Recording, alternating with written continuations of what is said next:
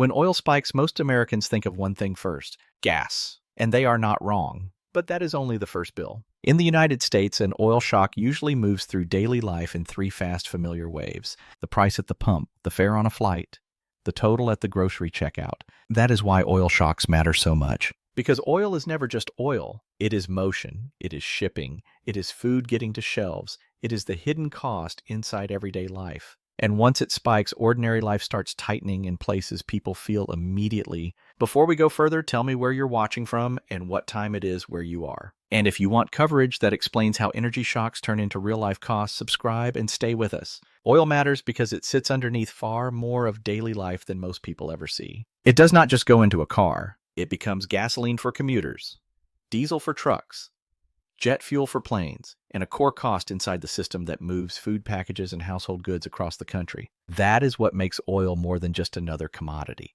It is embedded. When crude jumps, the pressure starts at the pump, but it does not stay there. Trucking feels it through diesel. Airlines feel it through jet fuel.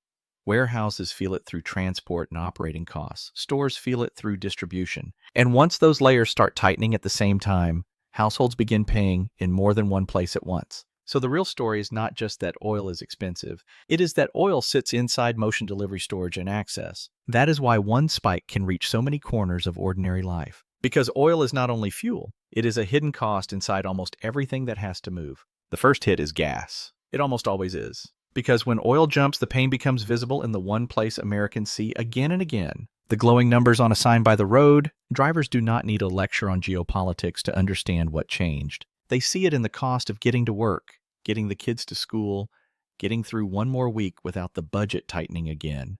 And gas is not just expensive. It is emotional. It is public, frequent, impossible to ignore. Every refill feels like a reminder that something bigger is moving underneath the economy. That is what makes gas the fastest shock. Not just because it rises quickly, because it changes mood quickly. A country can live with bad headlines. It struggles much more when every commute starts feeling like a warning. But gas is only the first bill. The second hit is flights. Not always in the same hour as gas. Not always with the same blunt visibility, but it comes early, because once oil spikes, jet fuel follows. And airlines start doing the math almost immediately. That is why air travel feels an oil shock in a different way than driving does. At the pump, people see the price first. In aviation, the price hides for a moment inside route planning, ticket pricing, and schedule decisions. Then it starts showing up. Flights get more expensive. Cheap seats disappear. Margins get thinner.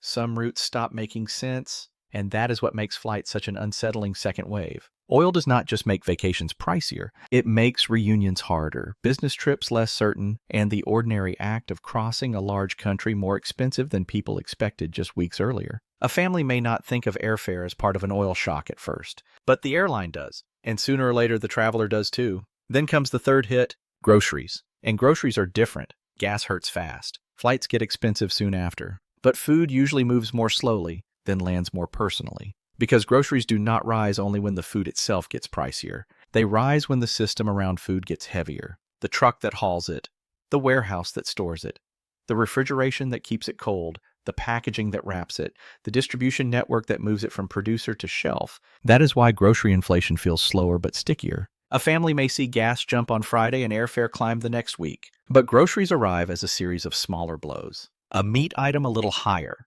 a packaged item a little tighter, frozen goods a little less forgiving, the total at checkout a little heavier than expected. And that is what makes groceries so emotional. People can postpone a trip. They can skip a flight. Dinner is harder to postpone. The danger is not just that food gets more expensive. It is that once households start believing every basic need is about to cost more, that belief becomes part of the damage. And this is the point where oil stops sounding like a commodity and starts acting like a tax. Not a tax Congress voted on. A hidden one. A shock that lands on movement food and the basic ability to keep ordinary life affordable. That is what makes this bigger than a fuel story. Once oil climbs, drivers pay first. Then airlines recalculate fares, routes, and schedules. And after that comes the slower pressure. Food distribution, trucking, warehousing, refrigeration, the checkout line. So the real high point of this story is simple. Oil is not just oil. It is a cost inside commuting, flying, shipping, storing, and eating. That is why a spike does not need to destroy a family budget in one day to change how people live.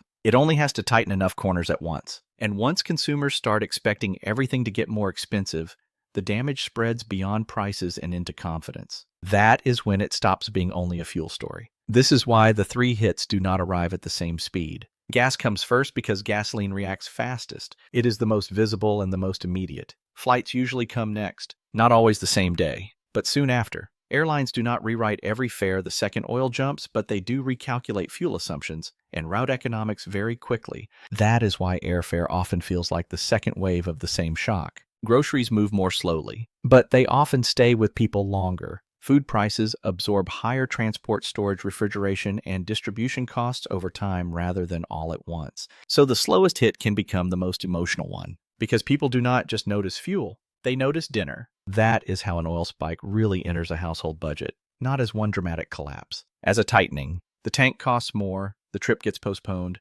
the grocery bill inches higher. And suddenly, a family that was not in crisis last month starts making smaller, quieter cuts this month. Driving less, skipping a flight, switching brands, delaying a purchase, cutting something that once felt normal. None of those choices looks dramatic alone. Together, they change the whole atmosphere of a budget. That is what oil does in moments like this. It constricts, it takes away room to breathe, and after a while, that may be the real cost people remember. In the end, this is what an oil spike really does. It does not always explode a household budget in one dramatic moment. It tightens it from three directions at once. First at the pump, where crude flows quickly into gasoline prices. Then in travel, where airlines reprice a more expensive fuel reality. Then at the grocery checkout, where higher transport, storage, and distribution costs begin sinking into the cost of dinner. That is why the danger of an oil shock is not just the number on a commodity screen. It is the way that number seeps into normal life. A commute gets heavier.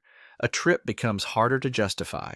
A grocery run feels less forgiving than it did a few weeks earlier. The spike may begin in oil, but it ends in ordinary life. What this story really reveals is that most Americans do not live inside oil charts. They live inside weekly math. They live inside the cost of getting to work, the cost of seeing family, the cost of putting dinner on the table without feeling that every routine is getting tighter at once. That is why oil shocks feel bigger than energy news. They do not just raise one price. They pressure confidence. And once households start believing everything basic is about to cost more, they start changing how they spend, travel, and plan. So people may not remember where the spike started. They may not remember the barrel price or the policy response. What they remember is the month life got narrower. Tell me where you're watching from and what time it is where you are right now. And if you want more coverage that explains how global shocks turn into everyday American costs, subscribe and stay with us.